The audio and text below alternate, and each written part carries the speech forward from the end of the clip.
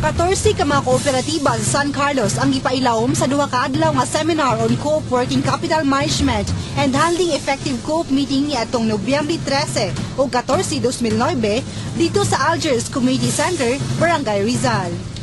Ang mga kooperatiba nga ning apil sa nasampit nga seminar mao ang TSK-MPC, FHCHSC, SCCPSTE-MPC, SCCNO-MPC, SEED Co-op, FCCT, CSR-MPC, CARS-CC, BSRP, Sakaville, SCP-MPC, CMPC, PNP-SCCNO-MPC, ug St. Charles Cooperative. Ang nasampit nga seminar gisponsoran sa San Carlos City Cooperative Development Council. Parte din sa financial management o primary cooperative within component ng working capital. Sa yung kadasong sa importante ang working capital sa Osaka Co-op and how to effectively manage this working capital yung tuki-coordinating. Sumala pa ni Romilo Vitasi, CPA-RVT Management and Consultancy nga nakabase sa Iloilo City ug mao resource speaker nga kinahanglan nga sulod sa meeting pareho ang oportunidad sa tanan nga makasulti dili lang ang majority mao itagaan og importansya. Tagaan usab og higayon ang mga minority sa pagpagawa sa ilang sugyot para magmaayo ang dagan sa kooperatiba. Siguro makingala ka mo sa akin ang co-op maka-intindi kung paano mag-handle sa isang epektibo nga meeting. Yes. Naka-observe mo kamo siguro nga damo mga instances nga may mga meeting kung isa nga ang nagahambal sa lakataw. Iya lang tanan, sila lang tanan nakabalo.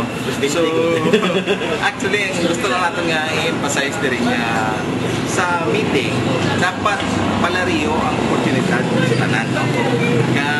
Maintindihan na sa tanan pala na ito ng parliamentary law na gina-recognize natin ang maturity. Pero at the same time, natagan mo natin sa right ang minority nga mabatian man. Ginasunod natin ang will sa majority, pero ang minority dapat hindi man natin pabayaan.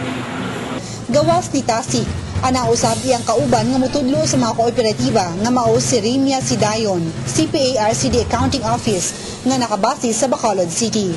Matud pa ni Raymond Hipitulan, ang in-charge sa CLDO nga ang tuyo sa mga seminar mao ang paghatag og igong giya sa matag kooperatiba aron ilang madumala og isakto ang ilahang mga resources nga makahatag usab og kaligon sa ilang kooperatiba.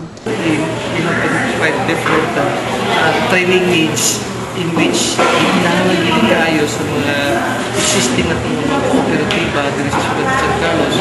Within, ilahang may realize sa ilahang co-op working capital diin, ilahang maging magpaligpon at maayo ang pagdumala sa ilahang kooperatiba when it comes to different working capital sa tagsa kooperatiba. Dungan sa mga seminar, gihimo usab ang pagpanghatag sa bagong rehistro nila ni City Mayor Bong Lacson o ni City Administrator Franny Tosidas ngadto sa unom ka mga kooperatiba nga mao ang CMPC, CARS-CC, Sakaville MPC, SEED Co-op, PNP-SCCNO-MPC ug St. Charles Cooperative.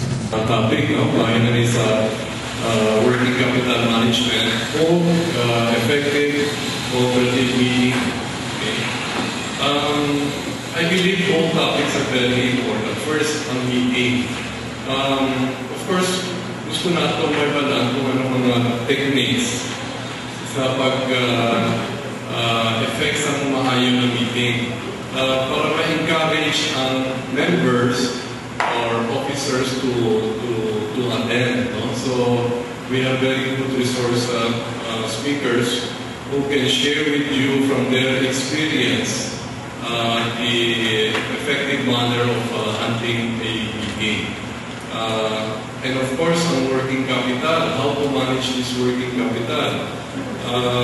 Umpisa, umpisa mga problema kung paano pag-gamit sa working capital.